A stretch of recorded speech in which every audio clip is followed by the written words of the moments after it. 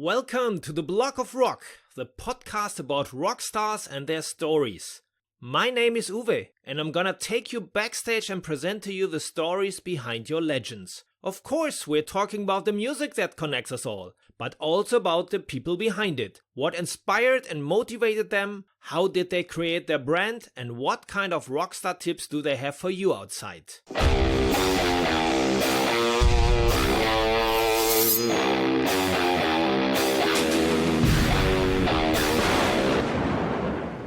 Hey everybody, Mark WEISSGUY, Weiss here. Thanks for watching and listening to some conversation I had with the Blog of Rock. Hi guys, I don't know how you're doing in the current situation, without concerts and without drinks with your friends. My recipe for the Corona blues is always traveling back in time to the 80s, when you felt young and crispy, your hair was long and your jeans were torn.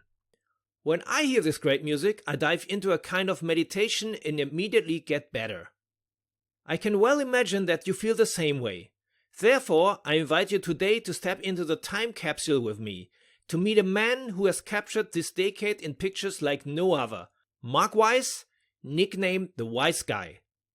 Not all of you know his name. Mark is a photographer, the photographer. Countless pictures go to his account that you immediately have in mind. The record cover of Bon Jovi's Slippery When Wet, Twisted Sister Stay Hungry, Cinderella's Night Songs, Last Command by Wasp, Under Lock and Key by Dokken, plus hundreds of front covers from magazines, tour books and posters. You know them all. A few weeks ago, his book The Decade That Rock was published in the US, weighing about 3 kilos and almost 400 pages of memories from the good old 80s. He was really there when the 80s rocked.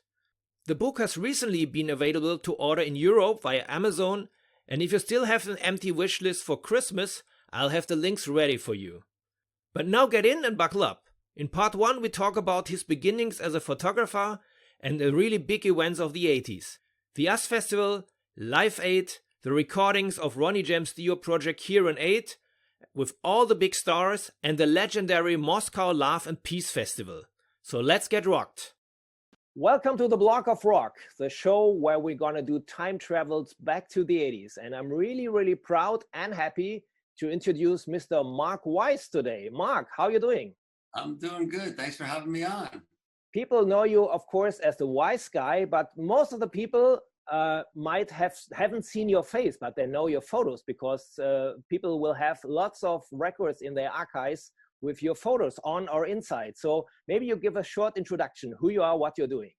Okay, it's Mark Weiss. I started when I was 12 mowing lawns, and a guy gave me his camera for mowing his lawn for the season, So, I knocked on his door and his lawn was really long, and I said, you need your lawn cut? And he said, no, I do it myself. And then he's like, he thought I was like a smart ass, and he came back with his camera. He said, I'll tell you what, kid, if you mow the lawn, I'll give you this for the season, and I did, and the rest was history. From then on, I started going, taking pictures of my dog and my brother, ride his motorcycle, and then I went to concerts, stuck my camera in, and then it kind of just snowballed into shooting concerts, and that's where I got my love of taking photographs. Was it difficult at that time to sneak in with the camera? Well, yeah, I used to wear Fry boots. Fry boots are these big boots that you put on they're huge. And I used to put a lens in there. I used to wear a hoodie with the camera strapped to my back. So when they, pat you down, you can go through it, So I did that. And then once I got in a good spot, I would, put everything together and start taking pictures, just sneaking in as a 15, 16-year-old kid. And I've heard that there's a story that you got arrested after taking pictures. Well, yeah, at a Kiss concert in 1977, I was sneaking in. I was selling my pictures at the time. So I would go in, like say Kiss would play the first night, I would take pictures, sneak in, and then blow them up for that night, maybe make 100 or two and sell them for $1 a piece. So this time after the concert, I was selling them, and I knew it was illegal, but I was making $1 to buy film for the next show. And so I ended up in the paddy wagon with all the shirt sellers. And the next day, they said, if you want to come back and claim your photos, you'll have to, go in front of the judge. I'm like, just keep them, I'll see you later. And And then like the next day, I was like, what am I going to do now? And I just went to Circus Magazine, which was a, you know, big rock magazine, one of the biggest, you know, and I used to read it since I was 12, 13. And I just went there. There's an address in there. I had a subscription. So I looked at the address and I just went there with my portfolio. And the secretary took a liking to me and said, you know what, it's, you know, the art director is off deadline today. Why don't you wait a couple hours when he's off, and then I'll have you come in. So I waited like maybe 3-4 hours, waited patiently, and then they went and saw me. I showed them my photography, and they liked what I did, but they wanted me to shoot with flash and with a different film and a couple things that magazine required. So they said, all right, well, come back when you think you have something. And that summer, 1978, I shot Aerosmith, Ted Nugent, and I think Journey was a Mahogany Rush. And I had some really, really good photos of Aerosmith. They weren't letting too many photographers shoot them because they were like in the dark days, and you know, they didn't want it, you know, they were not giving out photo passes. So I had my camera snuck in, sent them the pictures, and then 2 months later I went to the newsstand and I saw in the magazine, it was the biggest picture in the you know, in the magazine, it was the centerfold of Steven Tyler. And that's where the ball started rolling, you know. And did you realize that this could be your future business, not only a hobby? I don't know. It was it was just fun. When I was 12, I had a motorcycle accident, to go back a little bit, and it hit my head. I got a concussion and I lost my memory from then on. And then after that, I really could remember things. And so I never did good in school, but photography was just like, you click a button, you know, that's it. To me, that's all it was. It was very easy. You just pick it up, look through it. Oh, that looks good. Click. So that's when I knew I had to just keep going with it, because I felt it gave me confidence, you know what I mean? So, you know, It gave me confidence to, you know, and then I started standing out, like all the, you know, the girls and the cool guys in the school. I started getting attention from, because I had these pictures. I used to sell them out of my locker. And, you know, it's just, I kind of knew, like, what else am I going to do? You know, so, but I still went to college to keep my parents happy. I still went through the motions. As I was working for Circus Magazine, I was still going to college, you know, to keep the parents happy. And it just didn't work out. And then I'm making a living already, you know, doing photographing. I started working for Circus and making money with other magazines. So after the first year of college, I kind of said, that's it. You know, I didn't even tell my parents I left college after the first semester. It wasn't for me. I told them when I showed them my first picture in Circus, the centerfold. And I said, you know, I want to tell you something. I want to tell you two things. First thing, I dropped out of college. And, you know, and the second thing is I'm working for Circus Magazine. And I showed them the picture, you know, so. How did they react? They were very supportive, you know.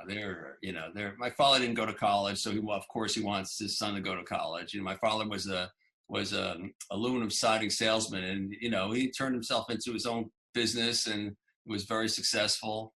But he was a salesman. So, and my mother was in public relations, and so I kind of got a little bit of both of them in me. You know, my father's salesmanship and my mother's press, you know, instinct. So let's test your memory and let's go back to the 80s. Let's do a little time travel. And I think the 80s is the decade that rocked most. And finally, you just are about to release the book under the same name. So did you collect all the pictures to make this beautiful book? I had a look already into it. I mean, at first, I signed the contract with my publisher 7 years ago. And it was just going to be a simple book. It was just so overwhelming to just do a book the way it ended up. So I wanted something simple. So I said, why don't we just do photos of the hair bands? It'd be easy, you know, just take a photo of, you know, every band, you know, or person that had at their highest. And, you know, I started doing it, and then I started thinking to myself, you know, I don't want that to be my first book. You know, that doesn't say who I am. And so after 2 years of working on that, not really feeling it, I just decided to change course and and wanted to do a narrative book, you know, about me, how I became a photographer, and you know, turning it into a career and a lifestyle, and you know how it, you know, and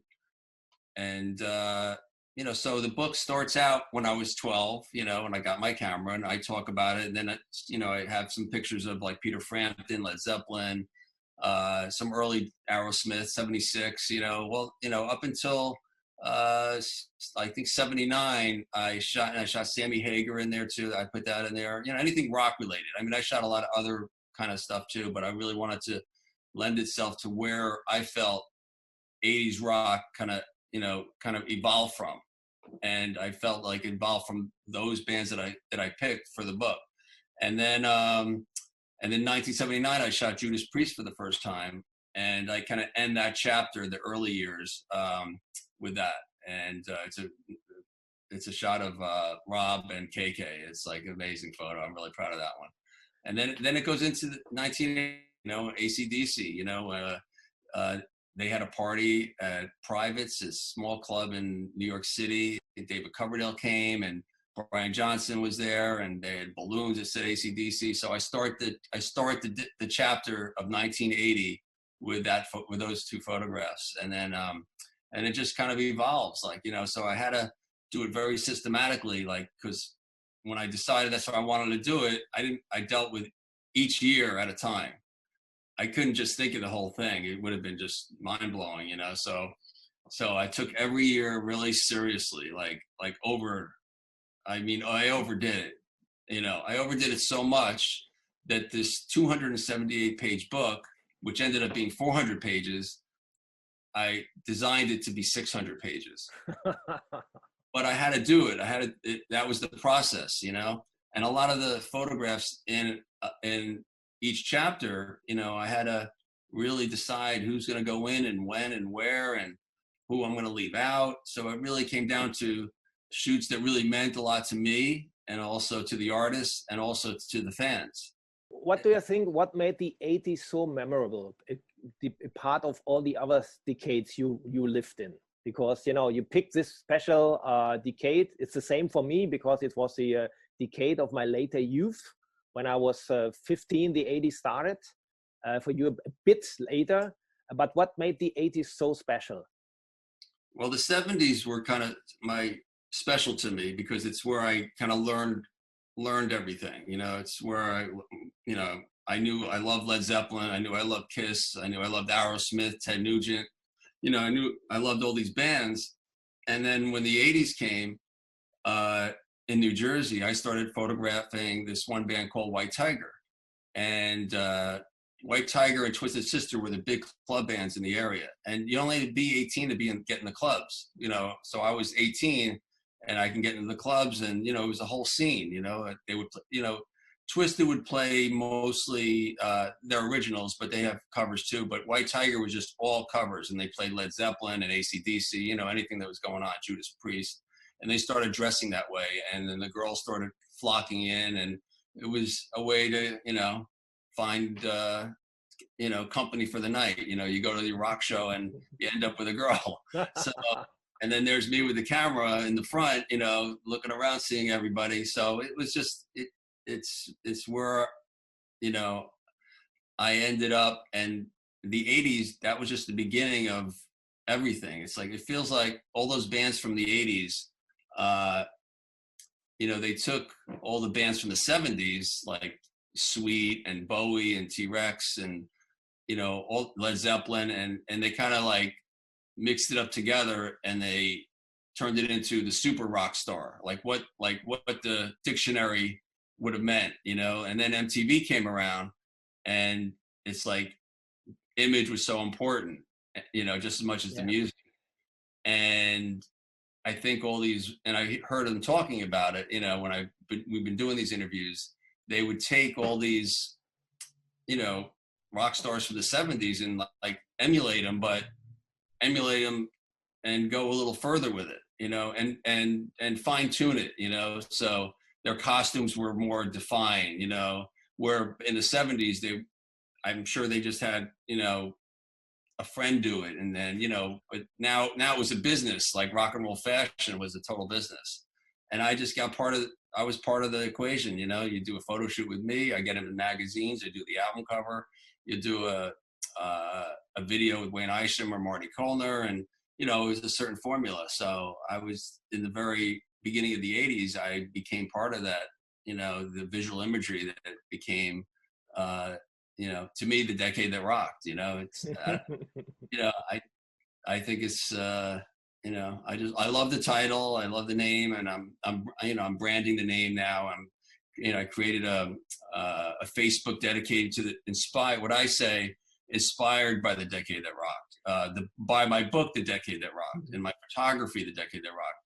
So on those Instagrams at The Decade That Rocked and my Facebook, it is about me as photography and my photography, but I'll put album covers that aren't mine. I'll put, you know, I'll put anniversaries and birthdays and little things and this and that. So it's, you know, pretty much me, but as opposed to having, and I have Instagram, Mark Weiss Photography, and Instagram and Facebook too, but I wanted to appeal to a younger audience, because the demographics now, it's funny, I check my views on my interviews, and it seems like they're from 25 to 35 and then 55 to 65.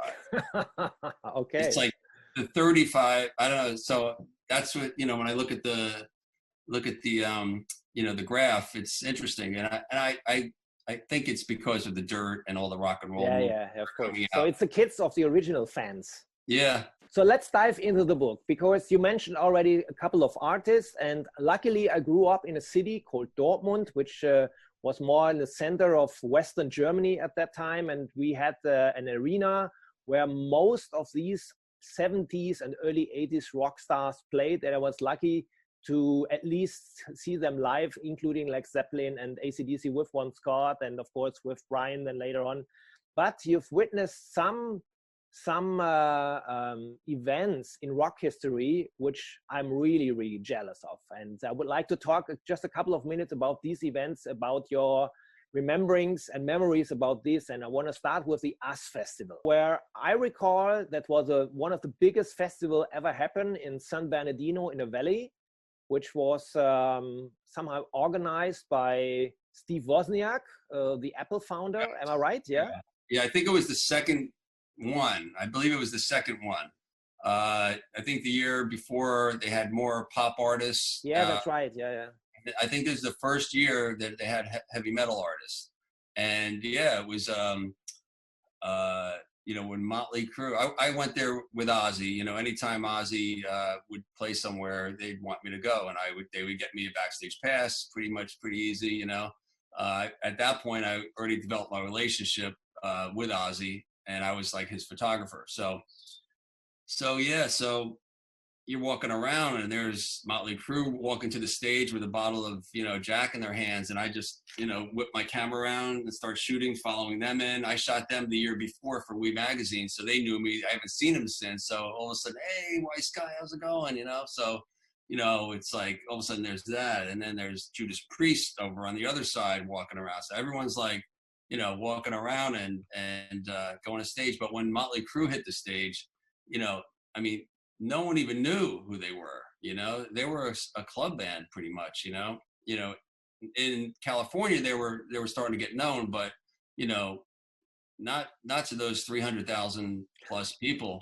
So when they started doing, I think it was Shout at the Devil. I don't think they ever even played it live, and no one even knew it, but people were chanting it, like, you know, and it's like, it was like one of their moments, you know, and, you know, I captured, you know, here's a little bit from the US Festival right here in the book. Show you. So there's Tommy looking at the 300,000. And there we go. Oh, great. And I think in the Dirt movie and in the Dirt book, they describe this scenery also from their perspective. The festival as well. Yes, yeah. It was a moment in Motley history for sure. Crazy. And then Quiet Riot, you know, like I think 3 months later they were #1 on the Billboard charts, you know, which was a game changer for everybody and all the record companies. And that's when everyone started getting signed, you know. So maybe this festival, this specific event really broke heavy metal in the US for a certain point, because it made all these bands so big. Yeah, I mean, Ozzy was already big. I mean, all the bands were the only ones that weren't big really were Quiet Riot and Motley Crue. And those are the two bands that broke out. So those were new bands. And because there were new bands, record companies like, we got to find some more of these new bands. And then, and they started signing all these other bands that had the formula. I spoke with Rudolf Schenker about the US Festival a couple of years ago, and he told me the story when they entered the stage that the starfighters flew over them, the airplanes. Oh yeah, yes, yeah. And he still didn't know how they organized it, that it was exactly in that moment when Scorpions entered the stage. Mm-hmm. Yeah, crazy. By the way, almost the same lineup which you had at the US Festival came half a year later to an indoor festival in the arena where I obviously grew up. It was Ozzy, Leopard, Scorpions, Maiden, Schenker, Crocus, Quiet Riot, and this really broke heavy metal in Germany. So this was the US Festival, but later on you saw some other events which were really remarkable, and I recall you went to Live Aid in the US. Yep, that was another one that, I found out Black Sabbath was going to reunite there, and I called, Sharon and Ozzy, and they said, yep, come on down, and that was another thing that was really amazing, because here's Black Sabbath in the middle of like Madonna and, the Rolling Stones with Tina Turner, so that was a trip. And I remember I was backstage, and Jack Nicholson was one of the hosts, announced one of the bands, and there was a sign on his door. It said Jack Nicholson. And I was like, oh my God, that's so cool, And then he popped his head out, he started walking out. So it was right next to the Black Sabbath dressing room. So I went over to him and I said, hey, I'm Black Sabbath's photographer. My name's Mark. You mind if I take a picture? And he's like, yeah, sure, kid. And he took a cigarette and he put it in his mouth, and, and I got a nice portrait of him with it, so that's not in the book, but it was in the book originally, but I had to pull it, Typical Jack Nicholson pose. It was good. It was the smile, and he had the sunglasses, and yeah, kid, go ahead. Yeah, go ahead, take it. Because you have to, some people, they don't ask, and they just take it, and then it ends up being like a paparazzi shot. Yeah, that's right. You have to give them respect too. I mean, he could have said no, but he was, he was in a good mood. I mean, everyone, those kind of events, everyone is like, they're there for a reason. It's there for the good of, what the foundation was for. So it's kind of hard to say no. Another event which was not so popular, but for the metal history, one of the, I think the biggest recording was the Hearing Aid thing with the Stars, with Ronnie. Yeah. So how did you manage to go there? Well, I mean, I developed a relationship with Ronnie when he was in Black Sabbath in 1980 when it first came out, and I started becoming their photographer as well. And then, I just stuck with him with whatever he did, and I was, friendly with them, with Ronnie and with Wendy, and I would do the publicity photographs when they needed band photos and new photos. So, of course, when this happened, Wendy gave me a call and said, I have something special that you need to come out to LA for. So, she didn't really have to say much, and when I went there and all my buddies were there, it was, it's amazing, and that one photograph with everybody, and it was an honor to be there. And then they even let me take photographs in the recording studio, so I have shots of, Rob Halford doing his vocal line, and Don Dokken, and then Jeff Tate from Queensryche, which ended up being a spread. Like these photographs, like that spread started out being like 6 pages, and I had to just, turn it into, actually, I had to fight for 2 extra. They wanted it to be 2 pages, and I ended up getting 4 out of it. So, we went back and forth until, everything made sense. I had the luck to interview Ronnie a couple of years later, and he signed me the original single, a 12-inch. And you know, it was at a festival in Germany where I did an interview with him, and sadly, short after he passed away, and I said to myself, I want to have all the signatures of all the living artists, and I would say I'm at 80% already. And it was, of course, was great to meet all the guys and to have a talk with Vince Neil about this situation also, whom I met also later on at Wacken, and he got signed here as well. But this is a very remarkable thing. Can you show us some pictures from the session? Do you have it handy? Yeah. By the way, guys, the book is for sale. I'll tell you later. Okay, yeah. Well, here's that photo I was telling you about. Here's a couple things. Oh, great. Yeah. Wow. No one's ever seen them. That's like, yeah, I had to dust off the negatives. Amazing. Here's the photos of them recording. Yeah, I remember the scene from the video where every individual is singing in the studio and everybody doing this line, 1 or 2 sentences. Yeah, that's great. Yeah. And the last event, which was more or less at the end of St. Century, was also something very special, was the Moscow Love and Peace Festival. Right. Because this was something really new, because there wasn't anything before in the Eastern Bloc, I recall. Because at that time there was, you know, the world was divided into 2 parts, and heavy metal was, I think it was big in Russia, but not really promoted there. And it was Doc McGee who made it happen. And you were there as well. Yeah, I actually went there the year before with John and Doc and the band in the wintertime. And we met. I saw the pictures. Yeah, that's right. Yeah. We met all the dignitaries, and that was a trip because we were treated like royalty, you know. And I was there documenting. We actually went into the stadium where the concert ended up being, but it was just snow all around. Everyone was wearing the coats, so it was kind of fun to, you know, go there like that. That's how Russia's known for, this cold weather, and you know, so. And then we went in the summer, of course, and it was, you know, beautiful, and you know, it was very nice, you know. So. And you all the U.S. artists came with the same plane? Yes, yeah, I believe we started in America. I think we stopped in England to pick up the Scorpions. I think that's what we did. I don't really remember, but we were all on it eventually, and we all were having fun on the plane. You know, it was supposed to be like no drinking or anything, but there was drinking. And at the end of the trip, I mean, there was, you know, John Bon Jovi was playing with Richie and Tom Kiefer and Jason Bonham, Jason, all singing around, you know, with acoustic and, you know, jamming in the middle, you know, midair. And, you know, there'd be, you know, Sebastian would be lying on the floor underneath the seats, you know, passed out. You know, I remember, like, you know, the stewardess, like, walking over his leg, you know. So it was fun. That's just really crazy. Really and crazy.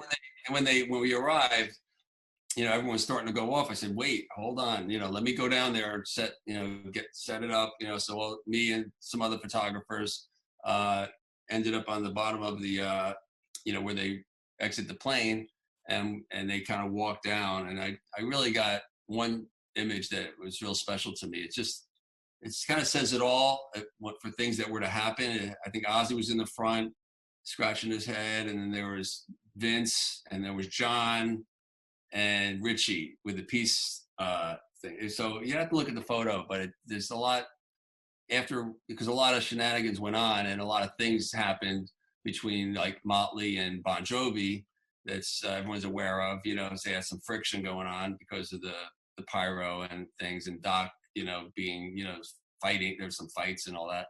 So I'm just glad to capture that moment. And then after that, I had everyone go up on an area where they were all, like, lined up in a row, and I just, you know, got them. Peter Max, actually, who's a famous artist, did the artwork on the plane and also the official posters. So I put him in the middle, and he gave the classic peace sign, and that was so that's in the book too. So I'm sure you're in the 80s mood right now. If you hear this episode before Halloween 2020, there will be another dessert for you, because on Friday, October 30th, meet Mark and his friends live at New Jersey's art exhibition. Connected with him are also Dee Snider, Zakk Wylde, Tico Torres, Yngwie Malmsteen, Stephen Percy, and many others. Tickets are available for $10. You can find the link in the show notes of this episode. This is the description. For everyone else, the talk continues within the next days. So subscribe the podcast not to miss it. Because we then talk about Bon Jovi, Guns N' Roses, Sebastian Bach, Kiss, Ozzy, and Doro. He also let out who was his most difficult customer and why. And what did Mark Weiss do after the 80s? If you have enjoyed this episode, please follow my stories about rockstars at the podcast dealer of your trust so that you don't miss the next episode. You can get it as a free subscription from Spotify, Apple Podcast, Amazon Music, Deezer, SoundCloud, YouTube, and the podcast portal from Google. You can also listen to the stories that have been already published there, because there's new food in every week. And above all, tell your friends and share the good news on social media. Follow me also on Facebook and Instagram. You can find me under the Blog of Rock, and there you get more photos and videos about these episodes. Alright, then let's hear again next time. Until then, keep on rocking.